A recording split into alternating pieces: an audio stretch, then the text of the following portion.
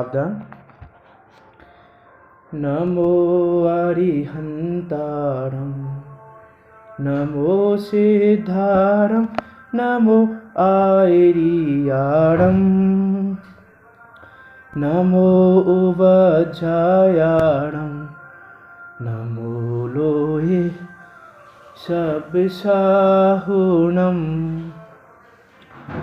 मंगलम भगवान वीरो मंगलम गौतमो गणी मंगलम कुंद कुंदार्यो जैन धर्मोस्तु मंगलम। सर्व मंगल मांगल्यम सर्व कल्याणकारकम प्रदानम सर्वधर्माणां जैनम जयतु शासिनम जैनम जयतु शासिनम। तीन भुवन में सा वीतराग विज्ञानता शिव स्वरूप शिवकार नमः त्रियोग समारिके। हम यहाँ पर एक विशेष चर्चा करने के लिए आए हुए हैं। यहाँ पर हम सब जानते हैं कि अभी हम एक महामारी जिसका नाम कोरोना वायरस है उससे जूझ रहे हैं। उससे हम सब डरे हुए हैं, आकुल हैं, व्याकुल हैं। हमारे परिणाम शांत नहीं हैं। हम न्यूज़ चैनल देख कर, न्यूज़ पेपर्स में पढ़ कर उस कोरोना का डर अपने मन में बचाते जा रहे हैं, बढ़ाते जा रहे हैं और उसी से आकुल व्याकुल हो रहे हैं। एक मिनट के लिए भी परिणामों में शांति नहीं हो रही है। ऐसे समय में उन परिणामों में शांति कैसे रखी जाए, इसका महामंत्र जिनेंद्र देव ने हमको बताया है। उस महामंत्र वो क्या है, कैसा है, उस पर हम यह चर्चा कर रहे हैं। वास्तव में कि इस महामारी के काल में भी जब सभी जीव आकुल हैं, व्याकुल हैं, उस समय हम शांति से कैसे रहें, उसी पर हम आदरणीय बड़े पंडित जी की रचना संता षोडशी के माध्यम से उस पर चर्चा कर रहे हैं। पिछली 2 क्लासों में हमने इसके 4 छंद देखे थे, उनको एक बार पढ़ते हैं। आप सब साथ में मनी मन में बोल सकते हैं। सम्यता रस का पान करो अनुभव रस का पान करो शांत रहो सहज सदा ही शांत रहो। नहीं अशांति का कुछ कारण ज्ञान दृष्टि से देख अहो। क्यों पर लक्ष्य करे रे मूर्ख तेरे से सब भिन्न अहो। देह भिन्न है कर्म भिन्न है उदय आदि भी भिन्न अहो। नहीं अधीन है तेरे कोई सब स्वाधीन परिणमित हो। पर नहीं तुझसे कहता कुछ भी सुख दुख का कारण नहीं हो। करके मूढ़ कल्पना मिथ्या तू ही व्यर्थ आकुलित हो। इष्ट अनिष्ट न कोई जग में मात्र ज्ञान के ज्ञेय अहो। हो निरपेक्ष करो निज अनुभव बाधक तुमको कोई न हो। यहाँ तक हमने पिछली 2 क्लास में विचार किया था। इसको एक सार रूप में लेके फिर हम आगे बढ़ेंगे।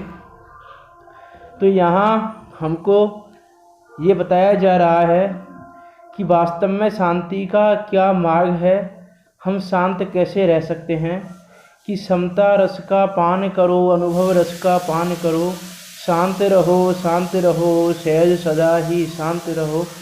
कि हम उस यदि समता भाव को धारण करें कि समता यानी क्या, वो मैं पिछली क्लास में बता चुका था कि समता का मीनिंग क्या है। हम समता रखें तो कैसे रखें, यदि हमको ये नहीं पता कि समता है क्या तो समता रखेंगे कैसे, समता को पाएंगे कैसे।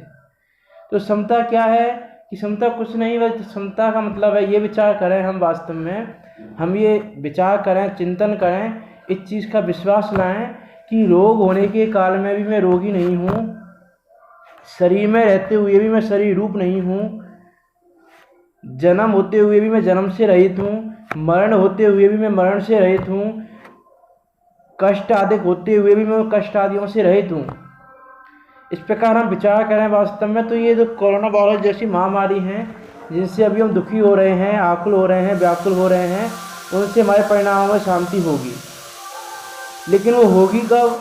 सिर्फ बात करने से नहीं होगी, कि सिर्फ ये कह देने से नहीं होगी कि रोग होने के कारण मैं रोगी नहीं हूँ।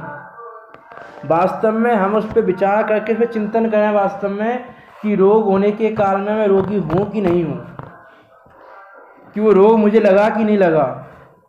ये कोरोना जैसे उपसर्ग आ रहे हैं, कोरोना जैसे आज हम अपने घर में ही कैद होने को मजबूर हो रहे हैं, तो ये उपसर्ग जो हम पे आ रहे हैं जिसके कारण हम बाहर नहीं निकल पा रहे, अपने इच्छानुसार परिवर्तन नहीं कर पा रहे, तो जो उपसर्ग आ रहे हैं उसके काल में भी मैं उपसर्ग से रहित हूँ कि उपसर्ग सहित हूँ।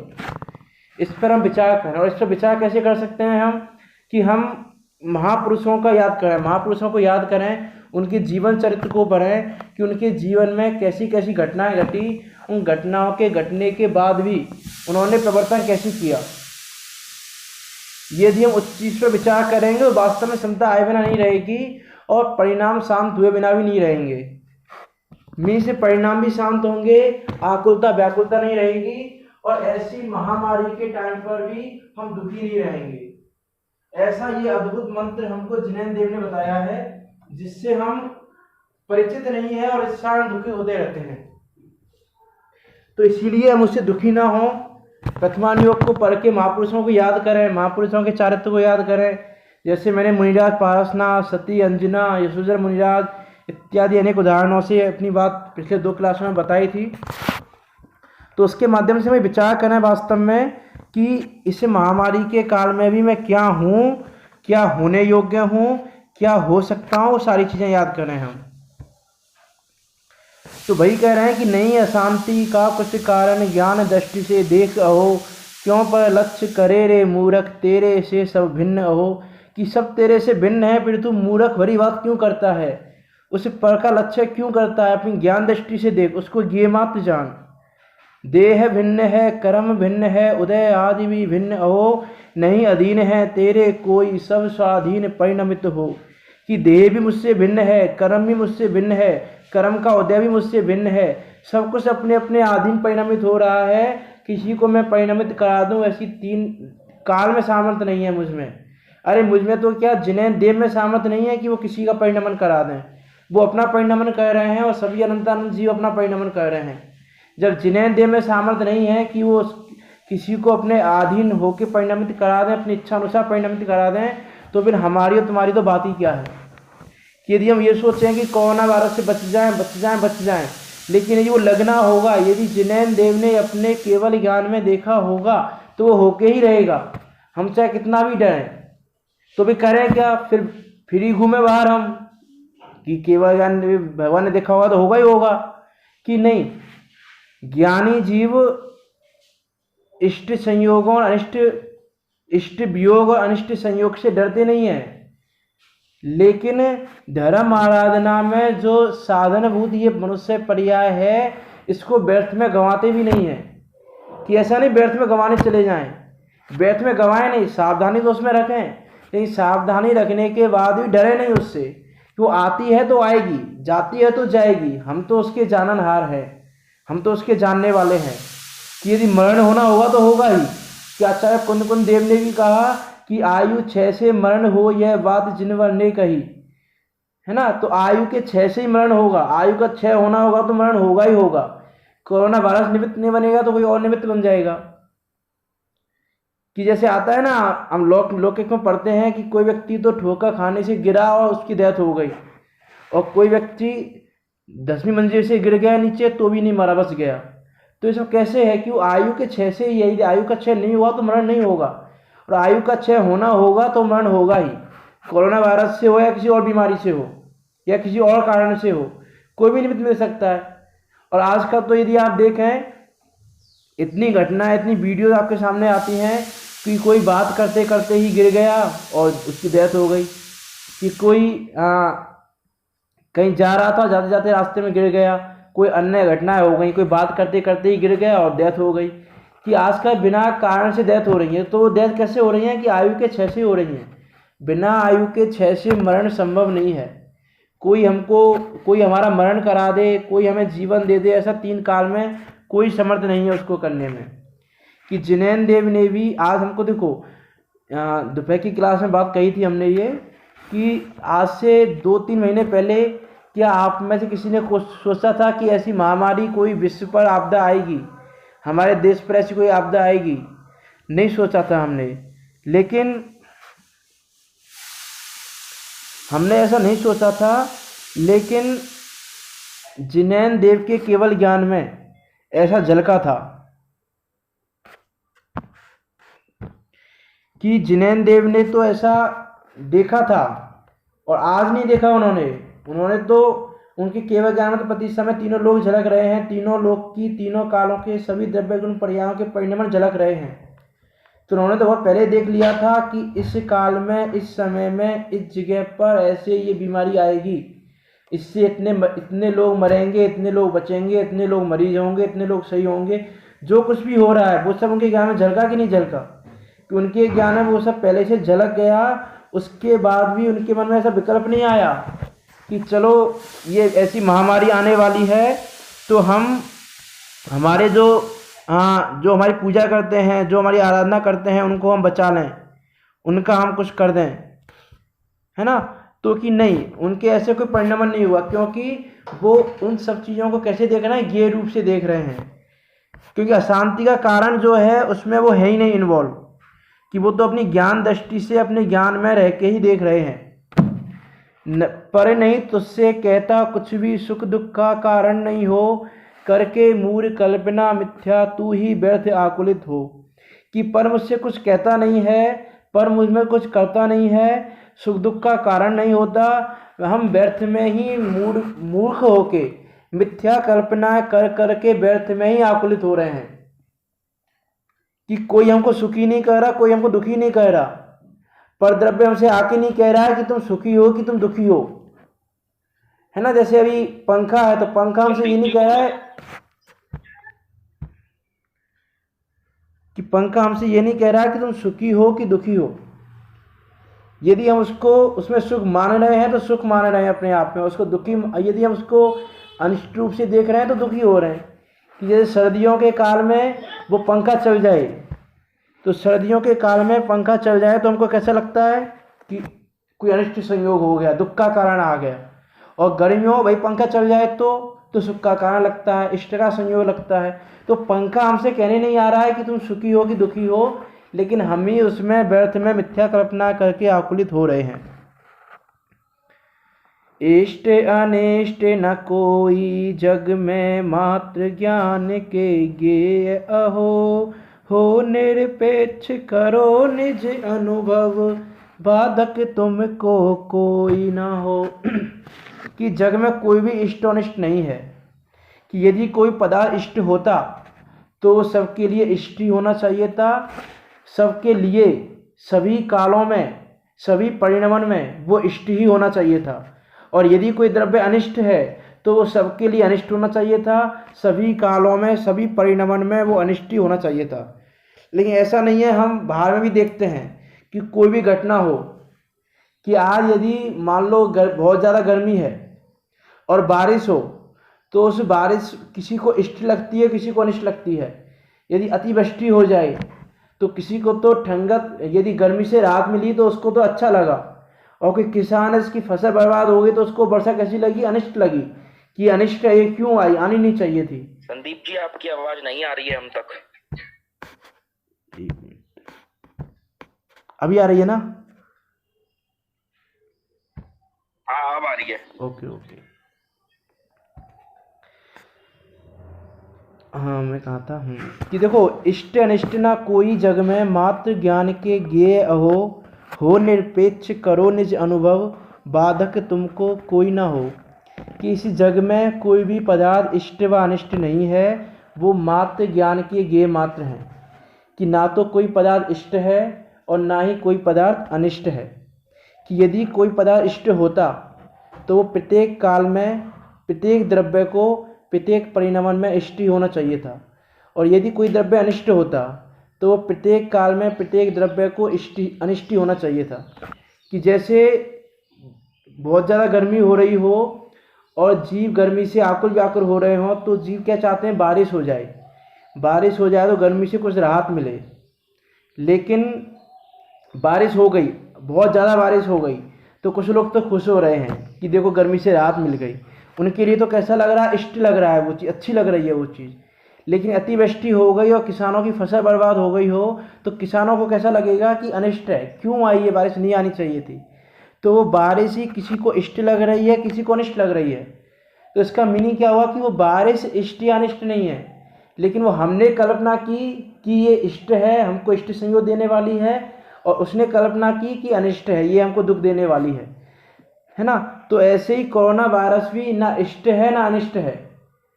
कि वो ना इष्ट रूप है ना वो अनिष्ट रूप है। वो जिसको आना होगा, जिस काल में आना होगा, जिसका उसके थ्रू मरण होना होगा, उसका मरण उसके थ्रू होगा ही। यदि केवली भगवान ने देखा है अपने ज्ञान में कि उस कोरोना वायरस से इतने लोगों का मरण होना है, इतने लोग मरीज होने हैं, इतने लोग बचने हैं, इतने लोग स्वस्थ होने हैं, ये इस समय आना है, इस समय जाना है, तो जैसा केवली भगवान ने अपने ज्ञान में देखा है, परिणमन तो वैसा ही होगा। लेकिन केवली भगवान के ज्ञान में ऐसा आया, आवाज़ नहीं आई हो तो मैं उसको रिपीट कर देता हूँ, कि यदि केवली भगवान के ज्ञान में ऐसा आया तो हम स्वच्छंदी ना हो जाएं। कि केवली भगवान के ज्ञान में आया होगा कि हमारा मरण होना है, कोरोना वायरस से तो होगा, तो हम तो व्यर्थ घूमें। लॉकडाउन कह रहा, लॉकडाउन चल रहा है, तो भी हम तो घूमें बाहर आराम से। कोरोना वायरस होना होगा तो होगा, नहीं होना होगा तो नहीं होगा। तो ऐसा नहीं है। कि जैन आगम में कहते हैं कि ज्ञानी जीव इष्ट या अनिष्ट संयोग वियोग से डरते नहीं हैं, लेकिन धर्म आराधना में दो साधक है, ऐसी मनुष्य पर्याय, इसको व्यर्थ में गंवाते भी नहीं है। कि यदि इष्ट संयोग हो रहा है तो होने दो, अनिष्ट अनिष्ट संयोग हो रहा है तो होने दो, इष्ट वियोग हो रहा है तो होने दो, अनिष्ट वियोग हो रहा है तो होने दो। जैसे कल की क्लास में मैंने एग्जाम्पल लिया था कि जैसे किसी व्यक्ति के पास अपने उसके बेटे का रिजल्ट आया, एग्ज़ाम का रिजल्ट आया कि आपका बच्चा फेल हो गया है। तो उसने क्या सोचा कि ठीक है, फेल हो गया तो उसकी योग्यता थी फेल होने की, ऐसा होना था तो हो गया, फेल होना था तो उसने कोई दुखी नहीं हुआ। फिर एक समय बाद ही, 1 मिनट बाद ही उसके बाद दोबारा फ़ोन आया कि आपके बच्चे का, किसी और दूसरे बच्चे का रिजल्ट आपके बच्चे के नाम पे चढ़ गया था, आपके बच्चे ने तो यूनिवर्सिटी को टॉप किया है। तो भी ठीक है, योग्यता थी ऐसी। तो मीन्स ज्ञानी जीव संयोग कैसा भी आए उसमें दुखी नहीं होते। लेकिन ऐसा नहीं कि व्यर्थ में स्वच्छंदी होकर हम ऐसा करने लग जाएं कि केवली भगवान ने जब देखा होगा मेरा परिणाम ऐसा है तो ऐसा ही होना है, कि भगवान ने जब मरण देखा होगा तो मरण होगा ही, तो मैं तो व्यर्थ में घूमूं, मैं तो कहीं भी जाऊं ना। तो ऐसा नहीं हो, ऐसा नहीं कि उसमें हम स्वच्छंदी ना हो। बस यह है कि यदि वो संयोग आए, इष्ट का संयोग आएगा चाहे अनिष्ट का संयोग आए, तो उस समय हम ये विचार करें कि ऐसा ही आना था, उसमें हम समता भाव धरें। तो देखो, समता भाव धरने से क्या होगा कि समता भाव धरने से हमारा आगे का जो कर्म बंध है वो ऐसा नहीं होगा।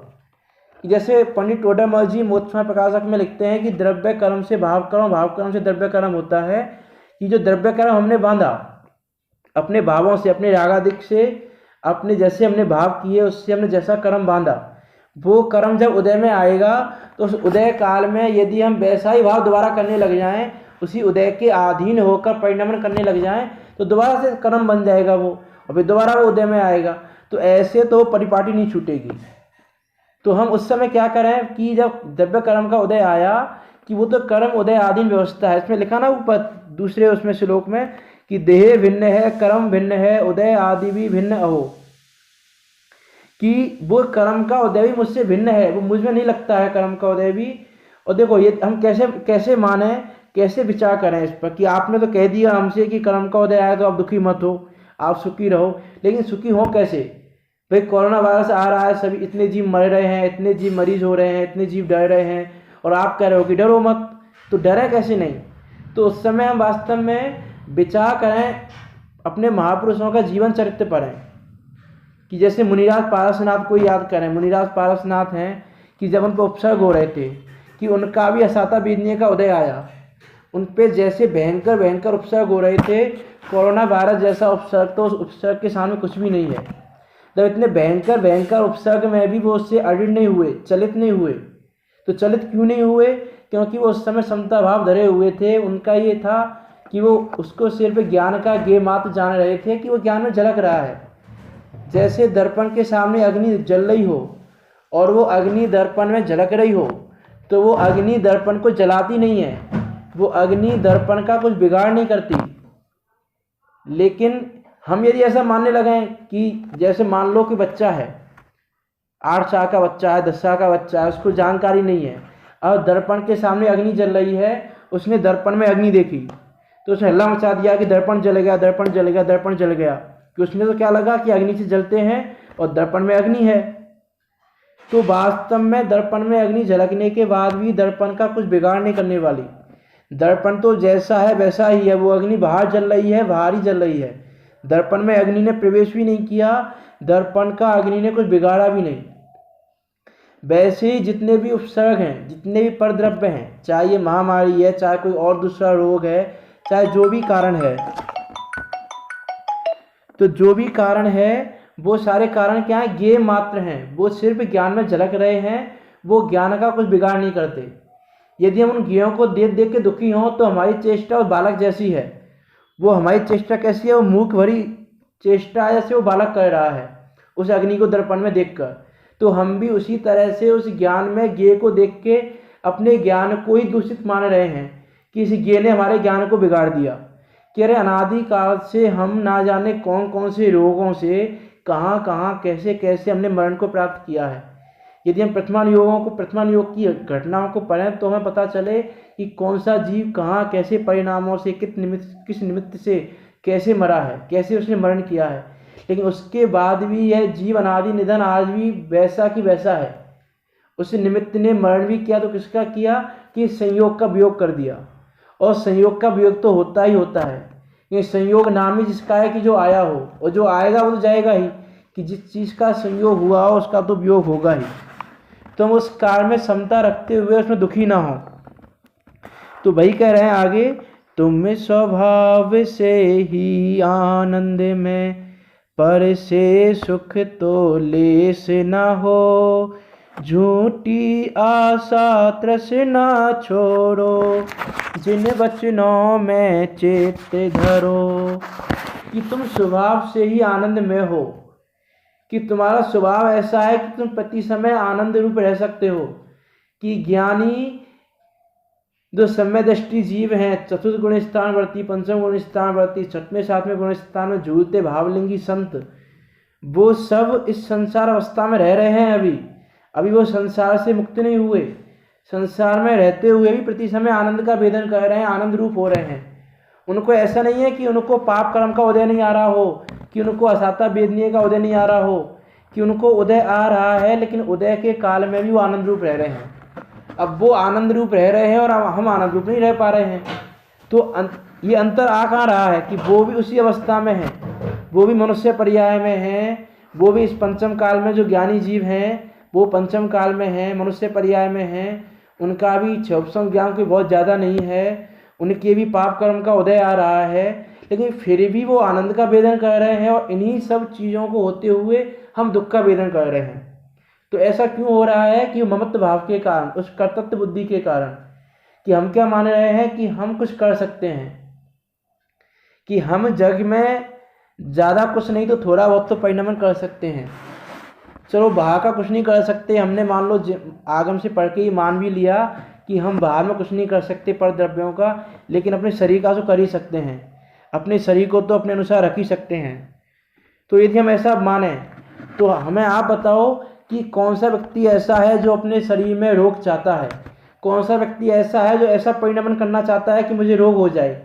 क्योंकि कोई व्यक्ति नहीं चाहता ऐसा कि मेरे शरीर में कोई रोग हो, और ना वो ऐसा कोई कारण चाहता है कि जिससे रोग हो, ना वो ऐसा परिणमन करता है, ना वो ऐसी क्रिया करना चाहता है कि जिससे मुझे रोग हो। लेकिन फिर भी रोग हो रहा है कि नहीं हो रहा है? फिर भी रोग हो रहा है। तो इसका सीधा अर्थ यही है कि हम अपने शरीर में भी कुछ नहीं कर सकते, कि शरीर का परिणमन भी जब जैसा होना होगा वैसा ही होगा। आज देखो कौन सा व्यक्ति ऐसा है जो चाहता है कि मेरा शरीर बुढ़ापा, मेरा शरीर क्रश हो जाए या मेरे बाल सफ़ेद हो जाए? कौन चाहता है? कोई नहीं चाहता। लेकिन फिर भी सफ़ेद होते हैं जब होते हैं, कि जब उसका काल आयता है उस रूप परिणमन होने का, तो उस रूप परिणमन होगा, कि जब जिसका जैसा परिणमन होना होगा वैसा परिणमन होगा ही। और जैन धर्म का ये अकाट्य सिद्धांत है, क्रमबद्ध का सिद्धांत। आपने सुना भी होगा कि क्रमबद्ध का सिद्धांत क्या कहता है कि जिस द्रव्य का जिस काल में, जिस निमित्त से, जिस क्षेत्र में, जहाँ पर जिस प्रकार से जैसा परिणमन होना है, उस द्रव्य का उसी काल में, उसी निमित्त से, उसी क्षेत्र में, उसी जगह पर, उसी प्रकार परिणमन होगा ही होगा। उसको इंद्र, नरेंद्र, जिनेंद्र कोई भी टालने में समर्थ नहीं है। ऐसा नहीं है कि जिनेंद्र देव की हम भक्ति करें तो जिनेंद्र देव हम पर खुश होकर हमारी संकटों को टाल दें, कि हमारी आपदाओं को टाल दें, कि नहीं, जिनेंद्र देव भी, उनको विकल्प ही नहीं आता, कि उनको ऐसा विकल्प ही नहीं आता कि हम किसी की सहायता कर दें, क्योंकि वो जानते हैं कि एक द्रव्य का परिणमन दूसरे द्रव्य के अधीन नहीं है। और पंडित टोडरमल जी ने भी मोक्षण प्रकाशक में लिखा कि अनादि निधन वस्तुएं अपनी अपनी मर्यादा को लिए परिणमित होती हैं, कोई किसी द्रव्य को परिणमन नहीं कराने वाला। कि अनादि निधन जितनी भी वस्तुएं हैं वो सब अपनी अपनी मर्यादा को लिए अपने अपने काल में अपनी अपनी योग्यता अनुसार परिणमित होती हैं, कोई उनको परिणमन करा दे ऐसा 3 काल में समर्थ नहीं है। कि देखो प्रथमा योग को यदि हम पढ़े कि आदिनाथ भगवान के काल में जब मारीची के जीव ने समोह शरण में आदिनाथ भगवान से ये सुना कि वो 24वें तीर्थंकर होंगे, इतना सुनने के बाद वो वहाँ से कि मैं अपना अलग मत चलाऊंगा, उसने अनंत अपने बहुत सारे मत चला दिए उसने, और वो वहाँ से क्रोधित होते हुए वहाँ से निकल गया, कि उसने वहाँ की वाणी पे सुना नहीं, वहाँ की वाणी पे बिलीव नहीं किया, और वहाँ से निकल गया। और क्रोध होके कि मैं भी इनके जैसा मत चलाऊंगा, मैं भी इनके जैसे अनेकों मत चला सकता हूँ, अनेकों मत चला दिए। तो उस समय आदिनाथ भगवान के ऐसा विकल्प नहीं आया कि चलो ये तो मेरा पोता है, मेरा पौत्र है, इसको कुछ सिखा दें, इसको कुछ बोल दें, इसको कुछ बोल दें कि भाई ऐसा नहीं है, ऐसा मत करो, ऐसा परिणमन मत करो। कि नहीं, उनको ऐसा कोई विकल्प नहीं आया, क्योंकि वो जानते हैं कि जिस जीव का जैसा परिणमन होना होगा वैसा होगा ही होगा, उसको वे भी टालने में समर्थ नहीं है। तो मारीची ने जैसा परिणमन होना था वैसा परिणमन हुआ। और वैसा परिणमन क्यों हुआ? कि उनको जाना कब था? वो 24वें तीर्थंकर में, और पहले तीर्थंकर से लेकर 24वें तीर्थंकर का काल यदि आप प्रथमा योग में देखें तो बहुत बहुत बहुत लंबा काल है, कि छोटा मोटा काल नहीं है। वो करोड़ों अरबों खरबों वर्ष भी नहीं है। करोड़ों अरबों खरबों वर्ष तो एक तीर्थंकर से दूसरे तीर्थंकर के अंतराल में पड़ जाती हैं। कितना लंबा काल है, उस लंबे काल उसको भटकना है संसार में अभी, तो ऐसा परिणाम उसका होगा ही होगा, है ना। तो हम ऐसे एक समय में ये विचार करें वास्तव में, कि हम ऐसा ना सोचें कि हमारा परिणाम ऐसा हो रहा है तो हो रहा है, जिनेंद्र देव ने जब देखा होगा मोक्ष तब होगा।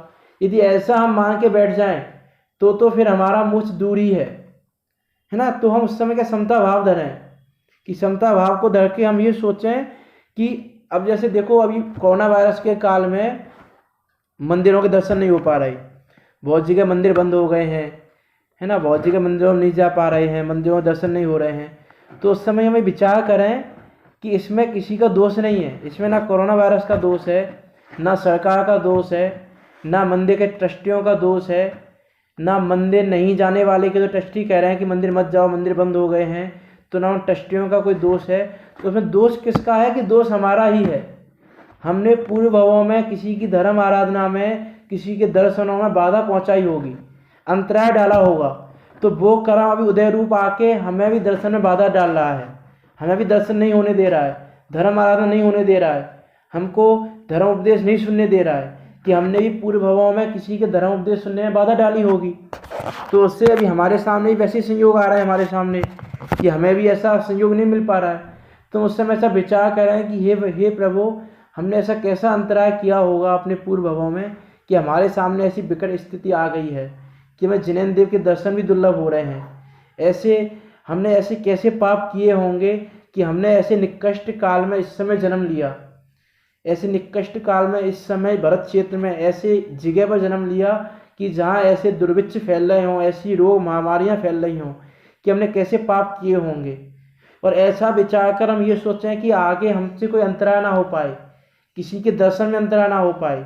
आज यदि हम किसी से मना कर देंगे आप दर्शन करने मत जाओ, किसी को दर्शन करने से रोक लें, तो कितना हम अंतराय कर रहे हैं अपने आप में कि आगे के भवों में हमको दर्शन दुर्लभ होने वाले हैं, दर्शन नहीं मिलने वाले हमको। हम ऐसा अंतराय कर्म बांध रहे हैं अपने आप में। तो हम ऐसा विचार करें वास्तव में कि हमसे किसी तरह का कोई अंतराय ना हो पाए, किसी जीव के दर्शन में, किसी जीव की धर्म आराधना में, किसी जीव के किसी भी कार्य में किसी भी तरह की विराधना ना हो पाए, अंतराय ना हो पाए, अपने स्वरूप की हमको विराधना ना हो पाए, देवशास्त्र गुरु की विराधना ना हो पाए, ऐसा हम पे कोई अंतराय ना हो, ऐसा हम पाप कर्म ना करें कि हम ऐसे निकृष्ट काल में हमको जन्म लेना पड़े, कि हम कम से कम अपने परिणाम शुभ रूप रखें, अपने परिणाम धर्म कार्यों में संलग्न रखें। और देखो अभी तो बाकी दिनों में तो हमारे पास बहाने रहते हैं कि हमारे पास कार्यों की व्यस्तता है, लौकिक में यदि हम कार्य नहीं करेंगे तो कैसे काम चलेगा, हमारे घर का भरण पोषण कैसे होगा, काम तो करना पड़ेगा। और काम करते हैं तो बिजी रहते हैं बहुत ज़्यादा, हमको समय नहीं मिलता है। लेकिन अभी समय ने, इन संयोगों ने तुमको वो समय भी उपलब्ध करा दिया है, तुम्हारे जो बहाने थे वो भी सारे भगा दिए हैं, तुमको भरपूर समय मिल गया है। लेकिन उससे बाद भी यदि तुम बहाने लगाओ कि हमको समय नहीं मिलता, हमारा मन नहीं लगता, हमारा तो अवसर ही नहीं है, हमारे समझ में नहीं आता, अरे समझ में नहीं आता तो भी उन चीज़ों को पढ़ो, उस चीज़ में अपना उपयोग लगाओ। देखो उसमें यदि उपयोग लगाओगे, समझ में नहीं भी आ रहा हो तो अगले किसी भव में जाति स्मरण रूप होकर हम उसको समझ सकते हैं कि यदि हम अभी उस धर्म कार्यों में संलग्न रहें, उनको जिनेंद्र देव के उपदेशों को पढ़ने में अपना मन लगाएं, तो इस भव में नहीं भी समझ पाए यदि हमारा क्षमसम कम है। और वास्तव में तो हमारा क्षमसम कम भी नहीं है, ये तो हमारे बहाने हैं कि हमारा क्षमसम कम है। समय हो रहा है वैसे तो, एक बार कैसे मैं बात को ख़त्म करूँगा कि ये तो हमारे बहाने हैं कि हमारा क्षमसम कम है। आज मान लो जो भी बिजनेस करता है, मान लो कोई किराने का बिजनेस करता है, कोई कपड़े का बिजनेस करता है, कोई किसी का बिजनेस करता है, जो भी जितने भी तरह के बिजनेस हैं। अब जैसे किराने का कोई बिजनेस करता है तो किराने की दुकान में 1000 आइटम है, कोई कपड़े का बिजनेस करता है तो उसके मान लो 1000 तरह की क्वालिटी के, 1000 तरह की वैरायटी के कपड़े हैं। तो उसको सारा कुछ याद है कि किस क्वालिटी का, किस वैरायटी का कपड़ा किराने में, किस आइटम को हमने किस रेट में लिया है, किस रेट में बेचने पर कितना लाभ होगा, किस आदमी को कितने में बेचना है, किसको हमने पहले किस रेट में दिया था उसको उसी रेट में दें, कि हमको किससे कितना प्रॉफिट हो सकता है, कितना हम कमा सकते हैं। ये हमने उस समय इतनी रेट में लिया था, पिछले 10 दिनों से पहले इसकी रेट इतनी बढ़ गई थी, इसको हमको इतने में बेचना है, इसको हमें इतना में करना है, इसको हमें इतने में करना है। सारी चीज़ें हमको यथावत याद रहती हैं। यदि महिलाएं हैं, आप कोई नई रेसिपी आ जाए तो उस रेसिपी को 2 मिनट में एक बार देखा रेसिपी को, और उसके बाद उसको कभी नहीं भूलती रेसिपी को, जब चाहो जब उससे वो रेसिपी बनवा लो महिला से। तो ये हमारे बहाने हैं कि हमारा धर्म कार्य मन नहीं लगता, हमारे समझ में नहीं आता। वास्तव में हम अपना उपयोग नहीं लगाते, अपना उपयोग हम जहाँ लगाते हैं वहाँ हमारा मन भी लगता है, वहाँ हमको चीज़ें याद भी रहती हैं। तो हमको जिनेंद्र देव कहते हैं कि हमको संगी पंचेंद्रिय ये पर्याय मिली है, और संगी पंचेंद्रिय में भी तिर्यंच पर्याय नहीं मिली, हमको मनुष्य पर्याय मिली है। तो हमको इतना अवसर मिला है कि हम सम्यक दर्शन कर सकते हैं। तो हम तो ये हमारे बहाने हैं, हम ऐसे बहानों को छोड़ के जिनेंद्र देव के उपदेश को यथावत ग्रहण करें। देखो पंडित ओरामुझी ने लिखा कि तत्व विचार की ऐसी महिमा है कि तत्व विचार नहीं करने वाला व्रत करे, संयम करे, तप करे, घोर से घोर तप करे तो भी सम्यक दर्शन का अधिकारी नहीं है। और तत्व विचार करने वाला व्रत संयम तप ना करता हो तो भी सम्यक दर्शन का अधिकारी है। इसलिए हम वो तत्व विचार करें, जिनेंद्र देव के द्वारा उपदिष्ट कथन को पढ़ें उस उपदेश को पढ़कर उस पर विचार करें, चिंतन करें, मनन करें और अपने ज्ञान स्वभाव को जान के कि परद्रव्य हमारा कुछ नहीं कर सकते, हमारा कुछ बिगाड़ सुधार नहीं कर सकते, इस प्रकार जानते हुए समता भाव धरें तो वास्तव में कोई महामारी, कोई रोग, कोई इष्ट वियोग, अनिष्ट संयोग हमको दुखी नहीं कर पाएगा यदि हम ऐसा रहेंगे। तो वर्तमान योग को पढ़ें यदि हम तो बड़ी से बड़ी घटनाएं भी उनको दुखी नहीं कर पाई। तो हम भी उन सब चीज़ों को पढ़ के महापुरुषों के जीवन चरित्र को अंदर में धारण करें। बाकी चर्चा हम कल करेंगे। तो इस प्रकार हम चिंतन करते हुए ऐसे समय में भी शांत रहें और अपने अधिक से अधिक समय का सदुपयोग करते हुए धर्म कार्यों में संलग्न रहें। इसी मंगल